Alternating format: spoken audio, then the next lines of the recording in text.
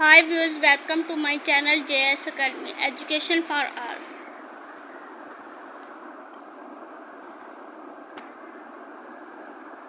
Last video में हम method of appraisal के बारे में पढ़ रहे थे, जिनमें हमने जो मेथड डिस्कस किए थे, ग्राफिक रेटिंग स्केल मेथड था, नंबर 2 पे था alternative ranking scale method, force distribution methods, critical incident methods. आज का जो हमारा परफॉर्मेंस अप्रेजल का मेथड है वो बिहेवियरली एंकर रेटिंग स्केल्स है, यानी कि बार्स है। बार्स क्या है? बार्स एंड अप्रेजल मेथड्स है that aims combining the benefits of narrative critical incident, जो कि क्रिटिकल इंसिडेंट के नैरेटिव होते हैं उनको कंबाइन करता है बेनिफिट्स को, and quantified rating by anchoring a quantified scales, और इसको एक न्यूमेरिकल स्केल्स में डेवलप करता है विद स्पेसिफाइड नैरेटिव एग्जाम्पल। इस एग्जाम्पल के और इस बयान करता है कि आया एम्प्लॉइज़ की परफॉर्मेंस पुअर है या गुड है। इसके क्या क्या फ़ायदे हैं? ये मोर एक्यूरेट गेजेस है, इसके अंदर क्लियर स्टैंडर्ड्स होते हैं कि यानी कि हमें अपने वर्क के स्टैंडर्ड्स का अंदाज़ा होता है। फीडबैक अगर आपने किसी एम्प्लॉइज़ को देनी हो तो आपको इजीली फीडबैक मुहैया हो जाती है। इंडिपेंडेंट इंटरमेंशन क्रिएट होता है, यानी कि इसके अंदर हम क्रिटिकल इंसिडेंट क्रिएट करते हैं और जॉब के डिमेंशन को क्रिएट करते हैं, उस हवाले से हम अपनी वर्क परफॉर्मेंस को चेक करते हैं। कंसिस्टेंसी है, और यानी कि ये एक रिलायबल है मेथड है दूसरे मेथड के लिहाज से। स्टेप्स क्या है इनको डेवलप करने के लिए? सबसे पहले क्रिटिकल इंसिडेंट, आप इसमें एक अपने क्रिटिकल इंसिडेंट क्रिएट करते हो जो कि आपकी परफॉर्मेंस के हवाले से इफेक्टिव और इनफेक्टिव हो। दैन नंबर 2 पे आप आइडेंटिफाई परफॉर्मेंस डिमेंशन, और आप अपनी परफॉर्मेंस डिमेंशन को क्रिएट करते हो। नंबर 3 पे है री एलोकेट या री क्लासीफाई इंसिडेंट, उसको वेरीफाई करते हो दूसरे ग्रुप के लिहाज से। और नंबर 4 पे है उसको वैल्यू असाइन करते हो क्रिटिकल सी। और नंबर 5 पे है कि फाइनल इंस्ट्रूमेंट में आपने जो भी काम किया उसका फाइनल आप ग्राफ या फाइनल चार्ट शो करते हो। एग्जाम्पल क्या? बिहेवियर एंकर रेटिंग स्केल्स की एक जॉब रोल है नर्स के हवाले से परफॉर्मेंस डिमेंशन है डीलिंग। आपकी इसके इसने परफॉर्मेंस डिमेंशन क्रिएट किया कि डिफ़िकल्ट पेशेंट के साथ उसको किस तरह परफॉर्म करना है, ठीक है। उसने इसे 5 स्टेप्स में डिवाइड किया है। नंबर 1 पे आ जाता है कि उसका रेगुलर चेकअप है, रैली नीडेड पेशेंट है, उसे किस तरह बिहेव करना है डिफ़िकल्ट पेशेंट के साथ। उसके बाद उसके सिंपैथी या इंटरेक्शन करवाना है विद अदर पेशेंट के साथ, उसके साथ हमदर्दी करनी है। नंबर 4 पे है कि उसकी हेल्प करनी है, इंटरेक्शन करनी है, हमदर्दी शो करनी है डिफ़िकल्ट पेशेंट्स को। और उसका नंबर 5 लास्ट पे है कि उसकी फैमिलीज़ को के साथ और उसकी फैमिली के साथ सिंपैथी और इंटरेक्शन कराना है विद पेशेंट्स का, और हेल्प करनी है डिफ़िकल्ट पेशेंट्स की। उसने ये परफॉर्मेंस डिमेंशन क्रिएट किए हैं बिहेवियरली एंकर रेटिंग स्केल्स के हवाले से। नेक्स्ट जो मेथड है management by objective. Management by objective में क्या है? यहाँ पे आप एक स्पेसिफाइंग मेजरेबल गोल्स, आप गोल्स सेट्स करते हो विच ईच एम्प्लॉइज़ का और अपने एम्प्लॉइज़ और ऑर्गेनाइजेशन का, and then periodically review the progress, और उसके बाद उसको रिव्यू करते हो। क्या क्या इसके 5 स्टेप्स हैं मैनेजमेंट बाय ऑब्जेक्टिव के, जो आपको सबसे पहले इस मेथड्स के अंदर 5 स्टेप आ जाते हैं। सबसे पहले आप ऑर्गेनाइजेशन के गोल्स और स्टैंडर्ड सेट करते हो, अपने प्लान्स बनाते हो, ऑब्जेक्टिव्स बनाते हो, और कंपनी के गोल वाज़ह करते हो। दैन उसके बाद और जो आपके एम्प्लॉइज़ के गोल्स और ऑब्जेक्टिव है या डिपार्टमेंट को गोल्स और ऑब्जेक्टिव हो वो डिफ़ाइन करते हो।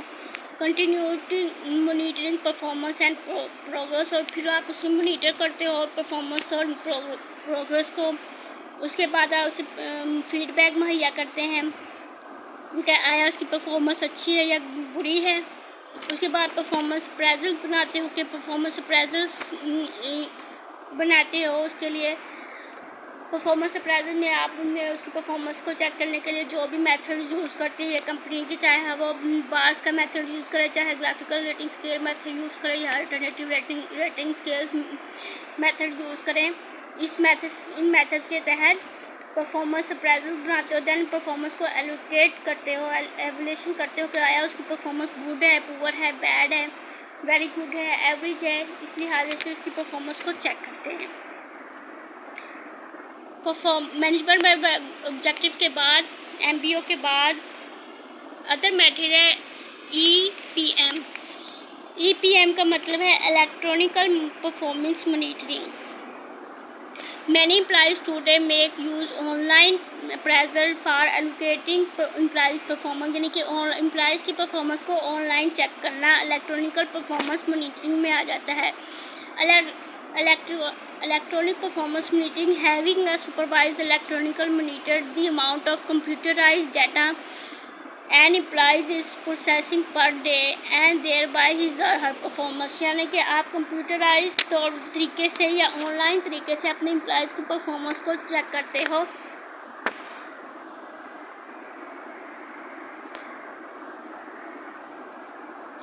इसके अंदर जो आजकल कंप्यूटराइज वर्क्स होता है, इसके अंदर कंप्यूटर नेटवर्क का इस्तेमाल होता है, वायरलेस आईडी और वीडियो लिंक्स यूज़ होते हैं। इसके अंदर रिकॉर्ड एम्प्लॉयज़ वर्क एक्टिविटी, आप ऑनलाइन अपने एम्प्लॉयज़ की वर्क एक्टिविटी को चेक करते हो। GPS wear by delivery driver GPS check करते हो कि अगर आपके एम्प्लॉयज़ डिलीवरी का काम कर रहे हैं तो उसका GPS आप कनेक्ट करते हो online.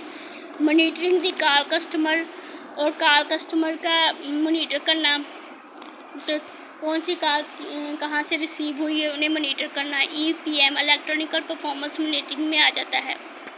360 feedback a 360 degree performance appraisal also now as a 360 feedback. इसका अदर नेम है, यानी कि परफॉर्मेंस अप्रेजल को 360 फीडबैक या 360 परफॉर्मेंस अप्रेजल या मल्टी रेटर फीडबैक भी कहा जाता है।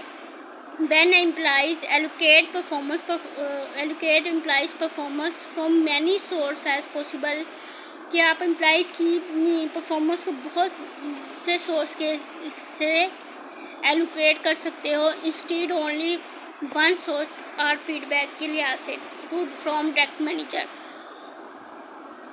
Once all the feedback is collected, it is used to measure employee strengths। अगर आप जो भी फीडबैक आपके पास इकट्ठी हुई उससे आप एम्प्लॉय के स्ट्रेंथ्स चेक करते हो, वीकनेस चेक करते हो, स्किल्स चेक करते हो, can provide well rounded performance review, यानी कि आपको ओवरऑल तमाम सोर्सेज से एम्प्लॉयज़ की परफॉर्मेंस से के बारे में नॉलेज हासिल होता है। If 360 degree performance appraisal is a well designed, it can अगर ये अच्छे तरीके से डिज़ाइन किया गया है, it can boost team performance, या आपकी टीम परफॉर्मेंस को बूस्ट करता है, प्रमोट सेल्फ अवेयरनेस और सेल्फ अवेयरनेस को प्रमोट करता है, एंड जनरेट ट्रांसपेरेंट कम्युनिकेशन और एक अच्छी कम्युनिकेशन को डेवलप करता है। सोर्सेज क्या हैं 360 डिग्री अप्रेजल के? टॉप मैनेजमेंट सबसे फर्स्ट नंबर पे आ जाती है, इमीडिएट सुपरवाइज़र आ जाते हैं, कस्टमर आ जाते हैं, सेल्फ आ जाता है, पीयर्स आ जाते हैं, सबऑर्डिनेट आ जाते हैं।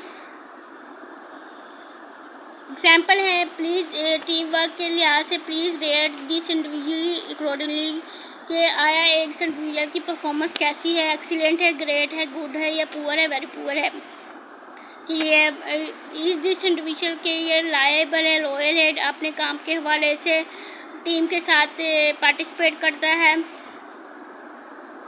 अपने कलीग के साथ अच्छा बिहेवियर शो करता है, इम्प्रूवमेंट इसके बिहेवियर से इम्प्रूवमेंट आती है टीम में। ओपन कम्युनिकेशन इज ही या शी ओपन फॉर कम्युनिकेशंस है, promote and support team work to department का गोल। आपने इस चीज़ को रिलेट करना है 360 डिग्री फीडबैक के लिहाज से, यानी कि तमाम सोर्सेज में उसने क्वेश्चन ये पूछा है कि आया उसकी परफॉर्मेंस एक्सीलेंट है, गुड है, ग्रेट है, पुअर है या वेरी पुअर है, इसके क्या प्रोज एंड कॉन्स हैं, provide feedback to employees from variety of source. इसका सबसे पहले फ़ायदा ये है कि ये वैरायटी ऑफ सोर्स से हमें फीडबैक हासिल होती है, जिससे आपकी टीम वर्क की स्ट्रेंथ डेवलप होती है, अकाउंटेबिलिटी आती है, कैरियर डेवलपमेंट में ये आसानी होती है। इसके डिसएडवांटेज क्या है? फोकस ऑन एम्प्लॉइज वीकनेस, ये ज़्यादातर फोकस करती है एम्प्लॉइज़ की वीकनेस के पे। Provide feedback from inexperience raters, यानी कि ज़्यादातर इसमें इनएक्सपीरियंस रेटर होते हैं। ग्रुप कैन बी गेम और ग्रुप, ज़्यादातर जो ग्रुप्स हो या टीम मेंबर हो, गेम का प्रोसेस होता है। Large degree of data collection and processing in some media, और बहुत ज़्यादा लार्ज डिग्री में डाटा कलेक्शन होती है। कुछ एडवांटेज और कुछ टूल्स हैं अप्रेजल मेथड के, उसके एडवांटेज और डिसएडवांटेज यहाँ पे हम डिस्कस करेंगे। ग्राफिक रेटिंग स्केल का सबसे पहले क्या फ़ायदा है और क्या नुकसान है। सिंपल टू यूज़ है ग्राफिक रेटिंग स्केल, प्रोवाइड है quantity rating for each employees. Disadvantage के स्टैंडर्ड में भी अनक्लियर, स्टैंडर्ड क्लियर नहीं होते। हेलो इफेक्ट्स होता है, सेंट्रल टेंडेंसी का इशू होता है, और बाइस कैन बी आल्सो भी प्रॉब्लम। बार्स में क्या आ जाता है? बार्स का anchor rating is very accurate होता है। डिफ़िकल्टी टू डेवलप, इसे इसका डिसएडवांटेज क्या है? ये डेवलप करने में मुश्किल होता है। अल्टरनेटिव रेटिंग स्केल में क्या है? Simple to use but not simple as graphic rating scale, लेकिन ये सिंपल तो है, लेकिन जिस तरह ग्राफिक रेटिंग स्केल सिंपल है, इस तरह का सिंपल नहीं है। इसकी डिसएडवांटेज क्या है? Disagreement among the employees and may be unfair, it all employees are in fact excellent. Force distribution का क्या एडवांटेज है? End up with the predetermined numbers और percentage of the people in each group.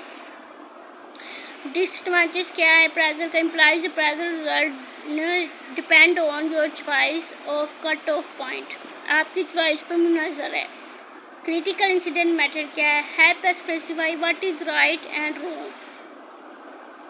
इसका यह फ़ायदा है कि आपको इससे पता चल जाता है कि क्या राइट है क्या रॉन्ग है। अबाउट द एम्प्लॉइज परफॉर्मेंस के हवाले से supervisor allocate the subordinate on going bias. इसका नुकसान क्या है? Difficulty to rate range employees, rank employees relative to another. MBO management by objective क्या है? Tied to jointly agree upon performance objective. और ये डिसएडवांटेज इसका ये टाइम कंज्यूमिंग है। Thanks for watching, please like and share my channel and subscribe my YouTube channel.